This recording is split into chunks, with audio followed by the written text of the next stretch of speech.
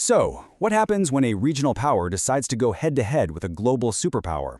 Well, today we're going to look at exactly that. We're diving into 4 specific moments in history where Iran directly challenged the military might of the United States. It's a fascinating story, really, full of calculated risks, clever tactics, and a rivalry that, let's be honest, has shaped a huge part of our modern world. All right, let's set the scene. It's January 8th, 2020. Iran has just unleashed a storm of ballistic missiles on an American air base in Iraq. And what's the first thing we hear out of Washington? This single quote. But while the official word was all about calm and control, the reality on the ground? Yeah, that was a totally different story. And the contrast is just, wow. It's so stark. You have this official statement, and then you have the facts. The truth that came out later painted a picture of incredible precision and power. We're talking about over 100 U.S. soldiers with traumatic brain injuries. Satellite images showed these perfect, pinpoint strikes that just wiped out hangars, barracks, you name it. The message being sent here was crystal clear, and it was the exact opposite of all is well. So you gotta ask, right? Why did Iran do this? Was it just a random act of aggression? Nope, not at all. This was a direct, very public response to something the US had just done. And that brings us to our first major confrontation, the missile retaliation of 2020. And things escalated fast. Look at this timeline. On January 3rd, a U.S. drone strike takes out Iran's top general, Qasem Soleimani, and then boom, just 6 days later, Iran hits back with that massive missile barrage. It's about as clear a cause and effect as you can get. Now, here's the interesting part. Iran didn't even try to hide it. They did the exact opposite. They got out in front of the world and said, yeah, that was us.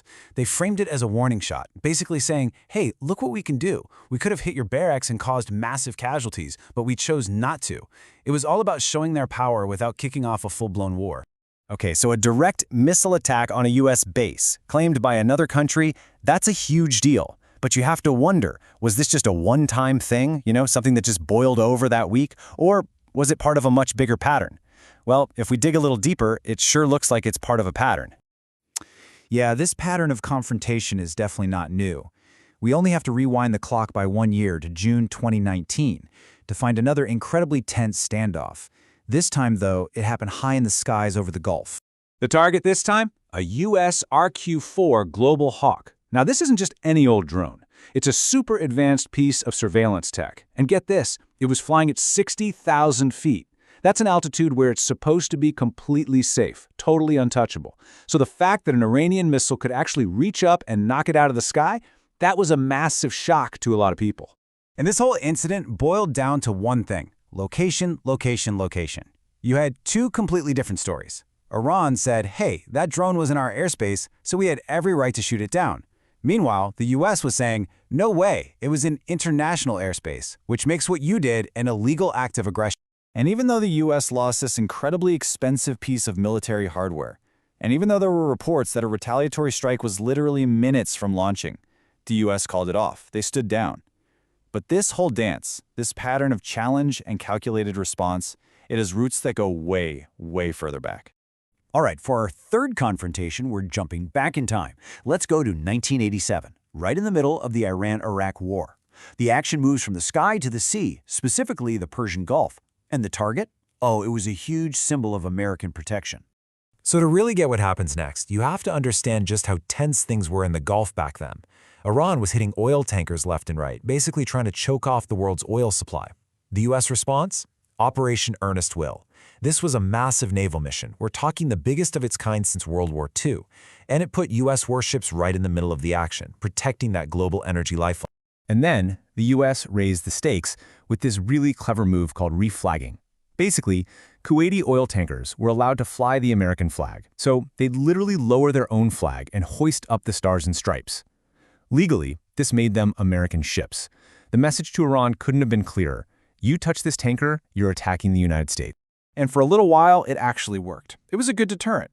But then, on October 16, 1987, Iran decided to call America's bluff. They launched a Silkworm missile, and bam, it slammed right into its target, the reflagged tanker, the MV Sea Isle City. This was a direct shot not just at a ship, but at the American flag itself.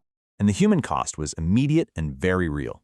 The missile hit the ship's bridge, injuring 18 members of the crew. The American captain, he was blinded. The U.S. did hit back. Yeah, they destroyed a couple of Iranian oil platforms. But Iran, they had made their point loud and clear. But Iran's strategy wasn't just about high-tech missiles. The very next year, in 1988, we saw this classic David and Goliath situation play out at sea. It's an absolutely incredible example of how a super low-cost weapon can take on a super high-tech warship. Let's start with the cost of David's slingshot, so to speak. $500. That's about how much the Iranian weapon cost. A simple, floating naval mine. I mean, in the world of modern naval warfare, it's about as basic and low-tech as you can possibly get. Okay, now for Goliath. $90 million. That was the price tag on the American warship, the USS Samuel B. Roberts, a state-of-the-art guided missile frigate. I mean, you just can't get a clearer picture of the massive imbalance here. And on April 14, 1988, that $90 million warship ran into that $500 mine. And the result? Absolutely devastating. It tore a massive hole in the hull, the engine room completely flooded, and the ship was just crippled, dead in the water. A simple, cheap weapon had just taken out this huge symbol of American naval power. Okay, so let's step back for a second. When you put all four of these incidents together, the missile strike, the downed drone, the tanker getting hit, and that crippled warship, you start to see something, right? A clear theme starts to emerge. This isn't just a series of random one-off events. It's a consistent pattern. What we're really looking at here is an evolution of tactics, sure, but the overall strategy has stayed remarkably consistent. It doesn't matter if it's a cheap naval mine in 1988 or a super sophisticated ballistic missile in 2020. The goal seems to be the same. Find a clever, asymmetric way to challenge a much bigger military power, to see where their red lines are, and to show that you're not going to back down. And look, this isn't just some dusty old history lesson. All of this sets the stage for what's happening right now. So, the big question we're left with is this. How does this 4-decade pattern of confrontation, this long and dangerous game, continue to shape the rules of engagement between the US and Iran today?